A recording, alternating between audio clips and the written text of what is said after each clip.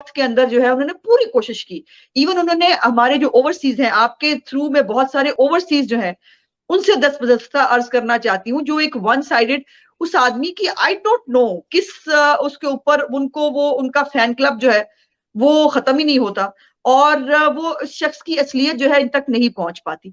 सो ये जो लॉन्ग मार्च किए, ये सब किए, इनकी पूरी कोशिश थी। इन्होंने ओवरसीज को कहा कि पैसे मत भेजो, रेमिटेंसेस जो है वो मत भेजो। सैलाब के लिए जब हम पैसे इकट्ठे कर रहे थे तब कहा गया, इनके अपने जो है जलसों के अंदर से तकरीरें की गई कि सैलाब के लिए पैसे मत भेजो। तो ये आदमी पाकिस्तान की कॉस्ट के ऊपर सियासत करना चाहता है। सो वो यकीनन नाकाबिले बर्दाश्त है, वो नहीं किया जा सकता। फिर ये है कि पंजाब असम्बली के अंदर इमरान खान जो है वो उनकी अपनी पार्टी का वजीर आला नहीं है, ये बड़ी इंपॉर्टेंट लीगल बात है। वो उनके साथ एक इत्तेहादी जमात का जो है वो वजीर आला है, और वो वजीर आला बिलख रहा है, वो रो रहा है, वो कह रहा है 99% लोग असम्बली तोड़ना नहीं चाहते, और वो कह रहा है कि जो है हमें जो है वक्त चाहिए पाकिस्तान को जो है स्टेबल करने के लिए, सूबे के लिए।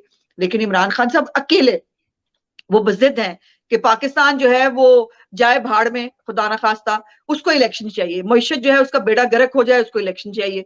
वो सैलाब जदगान जो है उनको हम उनकी बहाली ना कर सकें, उसको इलेक्शन चाहिए। और जो है वो ये तमाम चीजों की कॉस्ट के ऊपर वो आदमी इलेक्शन कराना चाहता है, और उसके लिए उसने सोचा है कि वो ये वेपन इस्तेमाल करे।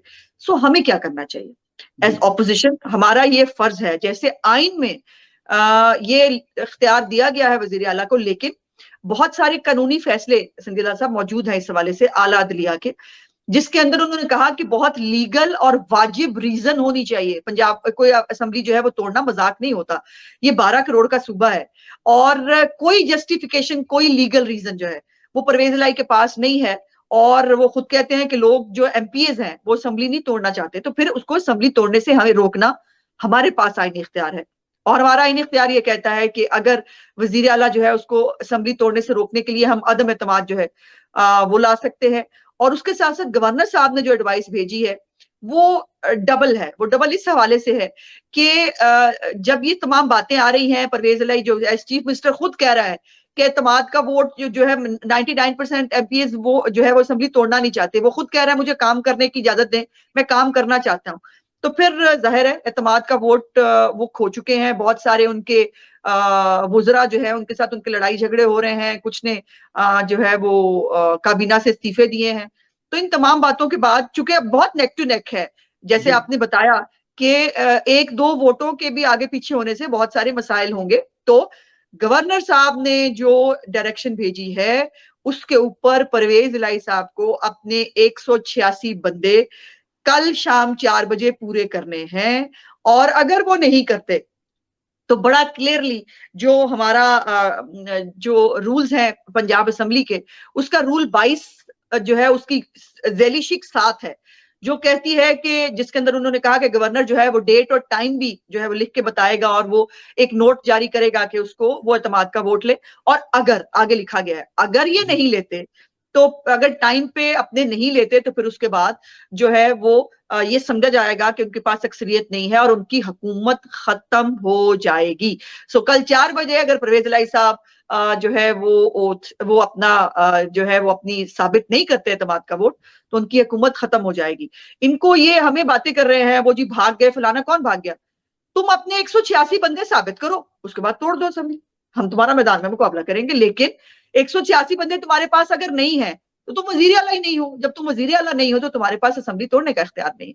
तो ये बहुत लीगल और एक बड़ी सिंपल बात है, जिसको जो है पूरा करना परवेज इलाही साहब के लिए जरूरी है। ये खुद ही कहते रहे घर बैठ के नहीं करेंगे तो अच्छी बात है, कल नोटिफिकेशन जारी हो जाएगा गवर्नर साहब का कि आप फारिग हो गए हैं, तो बात खत्म। ठीक, लेकिन कल अगर जैसे कि स्पीकर ने कहा है कि चलते इजलास के दरमियान तहरीक एतमाद या वोट देने का जो भी, कल अगर स्पीकर इजलास नहीं बुलाते 4 बजे तक, तो ये बात आपके अपोजिशन के फेवर में जाती है, हुकूमत के हक में जाती है, या हुकूमत की फेवर में? इसका क्या होगा ना इजलास बुलाने का? ये टोटल हमारी फेवर में जाती है जी। और अच्छा मैं देखिए सप्तान खान साहब को कासिम सूरी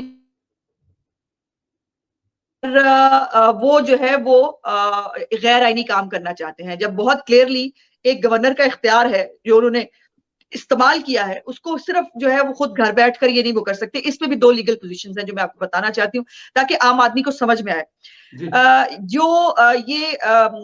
ये एतमाद का वोट लेने की बात है, इसके ऊपर मैंने जैसे कहा कि ये एतमाद का वोट 186 बंदे पूरे करें और लीगल साबित करें कि ये वजीर आला है, तो उसके बाद ये असेंबली तोड़ दें, हमें बिल्कुल कोई फर्क नहीं पड़ता। लेकिन ये हमारी फेवर में क्यों जाती है, कैसे जाती है, इसकी ये बात नहीं है। बात ये है कि कॉन्स्टिट्यूशन क्या कहता है, और कॉन्स्टिट्यूशन बड़ा क्लियर है इस हवाले से। अब ये जो कह रहे हैं कि जी गैर आईनी है, दो इजलास होते हैं संदीला साहब। एक इजलास होता है जो गवर्नर साहब हमेशा असेंबली का इजलास बुलाते हैं और उसको बुला भी वही सकते हैं, खत्म भी वही कर सकते हैं। उसके बाद एक इजलास होता है जो रेक्विजिशन पे आता है, जो ऑपोजिशन का इख्तियार होता है। पाकिस्तान की पंजाब असेंबली की तारीख में पहली दफा गवर्नमेंट मेंबर्स ने रेक्विजिशन इजलास बुलाया हुआ है और वो रेक्विजिशन का इजलास पिछले 3 महीने से चल रहा है। अंदाजा लगाइए आप, इतना खौफ है इनको। अगर ये बड़े कंफर्टेबल है नंबर्स के साथ और इनको कोई मसला नहीं है, तो फिर ये डर किस चीज का था? पहली बात ये है। दूसरी बात ये है कि ऐसी कोई भी प्रोविजन कहीं पर भी नहीं लिखी गई है, सिर्फ मैं नहीं कह रही। अहमद बिलाल महबूब साहब जो पिलडेट के जो सरबराह है, वो मेरे साथ भी कई टॉक शोज में थे। उसके बाद मैंने बहुत सारे टॉक शोज में यह बात शुरू की थी। कमर दिलशाद साहब जो है उन्होंने एक आधी दफा कहा कि चलते इजलास में नहीं हो सकता। जब मैंने उनको काउंटर किया तो उन्होंने कहा कि आप दुरुस्त कह रही हैं, मैं अपना तस्दीक कर रहा हूं कि सिर्फ जो है चलता इजलास जिसके अंदर नहीं आ सकता वो बजट का होता है। अगर बजट इजलास चल रहा हो तो उसके अंदर गवर्नर एतमाद के वोट के लिए नहीं कह सकता। उसके अलावा कोई गदगन नहीं है गवर्नर के ऊपर कि वो एतमाद के वोट के लिए ना कह सके, और इस पे कानून बहुत क्लियर है। और अगर ये अपने पैरों पे कुल्हाड़ी मारने जा रहे हैं या ये सियासी शहीद बनने जा रहे हैं तो उसका मैं कुछ नहीं कर सकती, क्योंकि इसके ऊपर ये इस बात से बच नहीं पाएंगे और इससे इनकी जान छुड़ाई नहीं हो सकती। 4 बजे कल या तो एतमाद का वोट लेकर 186 मेंबर पूरे करें, वरना अपना बिस्तर लपेटे और घर जाए, हम हुकूमत बना लेंगे। बिल्कुल ठीक है। मैं चाहूंगा कि अगर हो सके तो एक दफा डिस्कनेक्ट करके दोबारा ज्वाइन कर लें। शायद कुछ कॉल वगैरह आई है तो आपकी तस्वीर इतनी क्लियर नहीं आ रही। अगर एक दफा डिस्कनेक्ट करके दोबारा ज्वाइन कर लें तो मेरे ख्याल में ठीक हो जाएगा। ओके ओके जी जी, थैंक यू जी। उज़मा साहब हमारे साथ हैं। कुछ इंटरनेट में शायद उनकी कॉल आई है तो वो तस्वीर क्लियर नहीं थी, तो मैंने कहा अभी प्रोग्राम शुरू हुआ है तो सारे प्रोग्राम ऐसे रहेगी, तो some time it's not look. यहाँ पे तो जी एक नया कट्टा खुल गया। ऐते वही गल कर गया जी, साडा काम तो इल्जाम लाना है, तुसी साबित करो। याद है ना वो एक कानून नुकता कि साडा काम है एफआईआर दर्ज करवाना है, साबित तुसी करना कि जुर्म कीता है कि नहीं कीता। चलो अब यहाँ पे चौधरी परवेज लाई के सर पे जो वो पड़ गई है कि चौधरी परवेज लाई साहब जो हैं वो ये बात साबित करेंगे कि उन्होंने साबित करना है कि 186 का फिगर उनके पास पूरा है। ये चौधरी परवेज लाई पे पड़ गई है।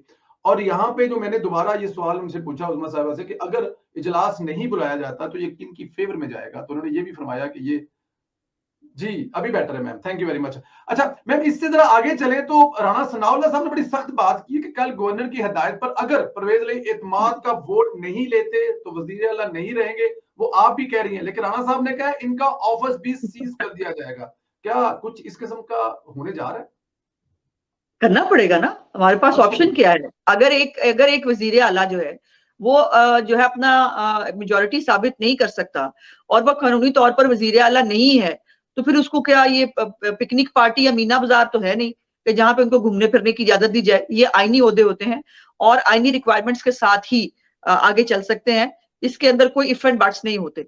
सो अगर ये साबित करेंगे वेल एंड गुड, और जो भी रिजल्ट होगा उसको देख लेंगे। और अगर ये नहीं करते तो फिर ये वजीर आला नहीं है। जब वजीर आला नहीं है तो जाहिर है सीएम हाउस में क्यों जाएंगे, क्यों जा सकते हैं? खाला जी का घर तो है नहीं ना। चौधरी साहब अपनी पट्टियां शट्टियां ते आयोडीन कट लेन कल। ਉਹਨਾਂ ਦੇ ਕੋਲ ਹਰ ਵੇਲੇ ਤਿਆਰ ਹੁੰਦੀ ਹੈ। ਉਹਨਾਂ ਨੇ ਆਪਣੇ ਜਿਹੜਾ ਹੈ ਨਾ बक्से ਚ पा के हर वेले तैयार रखी होती है। और तब पता है कि वो मास्क भी होता है ऑक्सीजन का बगैर सिलेंडर। तो पिछली दफा उन्होंने ऑक्सीजन मास्क रखा हुआ था बगैर सिलेंडर के।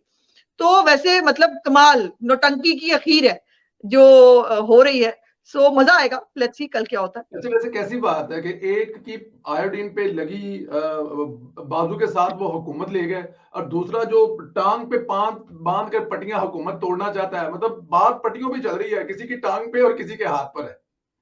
ਇਹਨਾਂ ਦੇ ਮੂੰਹ ਨੂੰ ਜਿਹੜਾ ਇੱਕ ਪੱਟੀ ਬੰਨ ਦਿੱਤੀ ਜਾਏ ਨਾ, ਔਰ ਇਹਨਾਂ